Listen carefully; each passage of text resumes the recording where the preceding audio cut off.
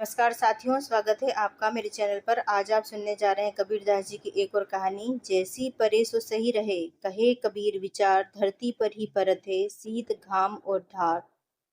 संत कबीरदास जी इस दोहे में धैर्य और सहनशीलता का अद्भुत संदेश देते हैं। वे कहते हैं कि जैसे धरती सर्दी, गर्मी, वर्षा, आंधी और तूफान सब कुछ सहन करती है, वैसे ही मनुष्य को भी जीवन के सुख दुख को धैर्य पूर्वक सहन करना चाहिए। धरती कभी शिकायत नहीं करती, वह तपती धूप भी सहती है, वर्षा की धार भी सह जाती है और कठोर सर्दी भी, फिर भी वह संसार का पालन करती रहती है। इसी प्रकार महान मनुष्य वही है जो कठिन परिस्थितियों में भी अपना धैर्य, करुणा और संयम बनाए रखे। गंगा जी की शांत लहरों पर उगते सूर्य की सुनहरी किरणें पड़ रही थीं। मंदिरों से घंटियों की मधुर ध्वनि गूंज रही थी। कहीं आरती हो रही थी, कहीं साधु संत प्रभु का कीर्तन कर रहे थे। घाटों पर भक्त स्नान कर रहे थे। पक्षियों का मधुर कलरव वातावरण को और अधिक पवित्र बना रहा था। इसी समय संत कबीरदास जी अपने हाथ में कमंडल लिए गंगा तट की ओर जा रहे थे। उनके मुख पर दिव्य शांति थी। तभी उन्होंने देखा कि घाट की सीढ़ियों पर एक युवक उदास बैठा हुआ है। उसके चेहरे पर चिंता और निराशा स्पष्ट दिखाई दे रही थी।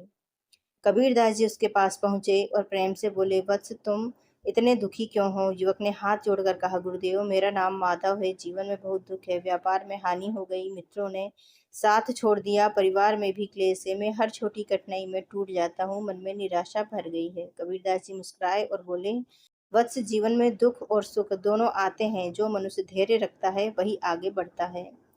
फिर उन्होंने अपना प्रसिद्ध दोहा सुनाया, जैसी परी सो सही रहे, कहे कबीर विचार, धरती पर ही परत है शीत घाम और धार।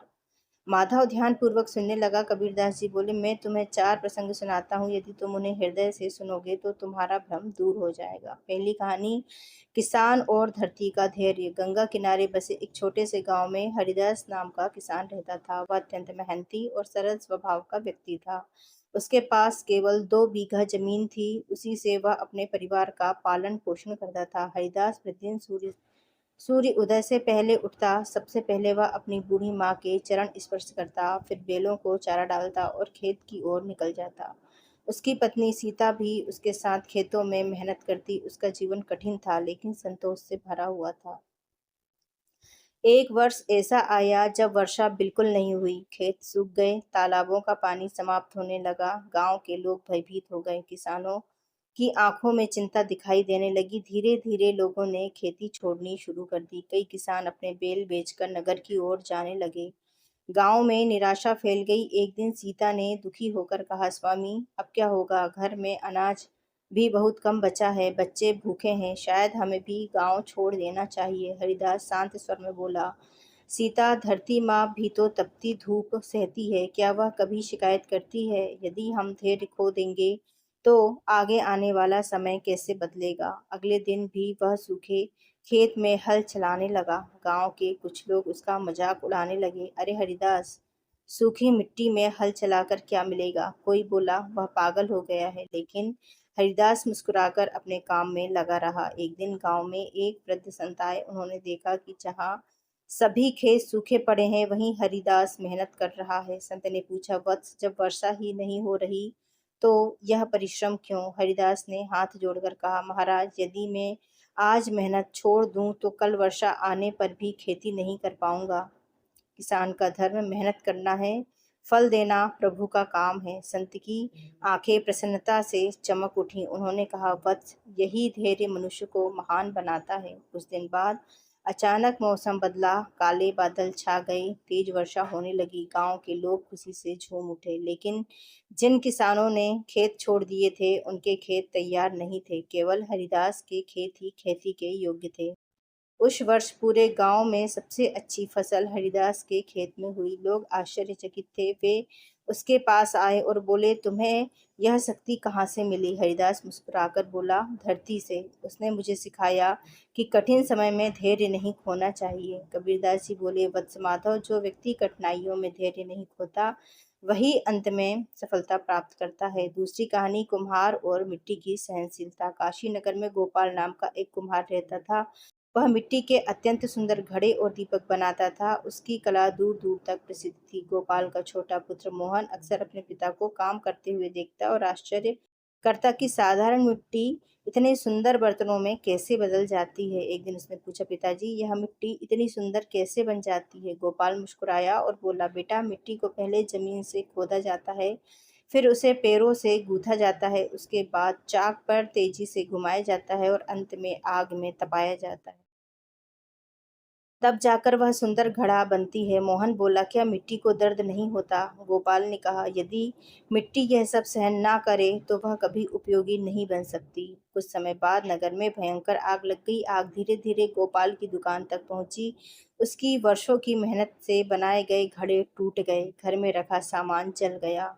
मोहन रोने लगा, उसकी पत्नी भी दुखी हो गई। पड़ोसी बोले, अब तुम्हारा जीवन कैसे चलेगा? लेकिन गोपाल शांत बैठा रहा। अगले ही दिन वह फिर नदी किनारे मिट्टी लेने चला गया। मोहन ने आश्चर्य से पूछा, पिताजी क्या आपको दुख नहीं हो रहा?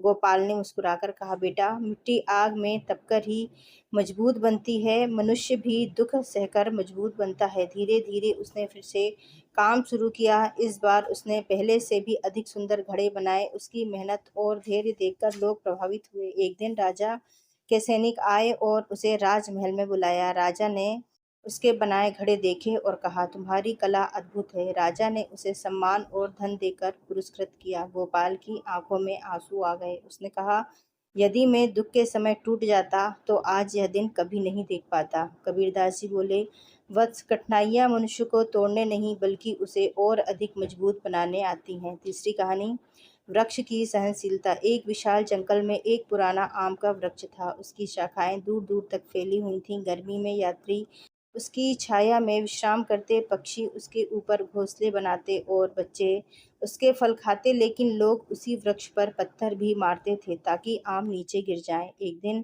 पास ही उगा एक छोटा पौधा बोला, हे वृक्ष, लोग तुम्हें पत्थर मारते हैं, फिर भी तुम उन्हें फल क्यों देते हो? वृक्ष मुस्कुराया और बोला, यदि मैं पत्थरों के कारण फल देना छोड़ दूं तो मेरा जीवन व्यर्थ हो जाएगा। कुछ दिनों बाद भयंकर आंधी आई। छोटे छोटे पौधे टूट गए, लेकिन विशाल वृक्ष अपनी गहरी जड़ों के कारण अडिग खड़ा रहा। आंधी के बाद फिर लोग उसकी छाया में आकर बैठने लगे। वृक्ष ने कभी किसी से शिकायत नहीं की। एक दिन एक संत वहां से गुजरे। उन्होंने वृक्ष को प्रणाम किया और बोले, तू मनुष्य को सहनशीलता का सबसे बड़ा पाठ पढ़ाता है। कबीरदास जी बोले, वत्स माधव, महान व्यक्ति वही है जो दूसरों के व्यवहार से अपना स्वभाव नहीं बदलता।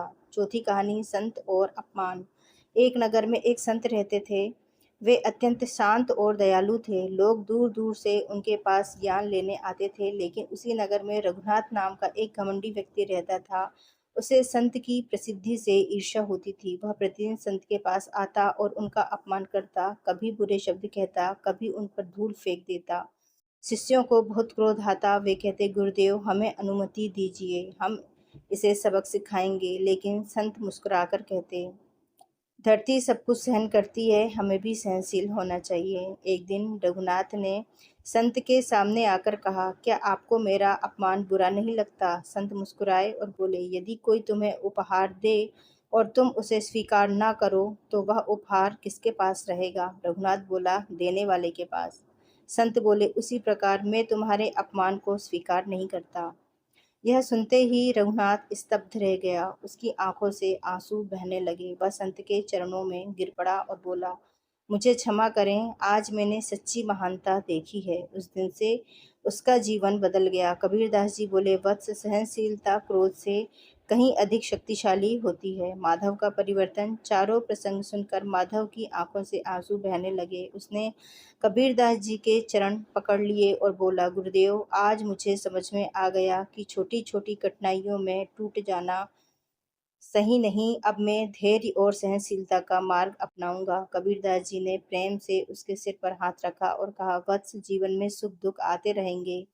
जो धरती की तरह धैर्य रखता है वही अंत में महान बनता है। उस दिन के बाद माधव बदल गया। व्यापार में कठिनाई आने पर भी वह शांत रहता, परिवार में क्लेश होने पर भी संयम बनाए रखता। धीरे धीरे उसका जीवन सुधरने लगा। कुछ वर्षों बाद वही माधव लोगों को धैर्य और सहनशीलता का उपदेश देने लगा। वह सबको यही कहता, धरती की तरह सहनशील बनो, कठिनाइयाँ हमेशा नहीं रहती। धन्यवाद साथियों। यदि आपको कबीरदास जी की यह कहानी अच्छी लगी तो चैनल को लाइक और सब्सक्राइब जरूर करें। आपका दिन शुभ हो।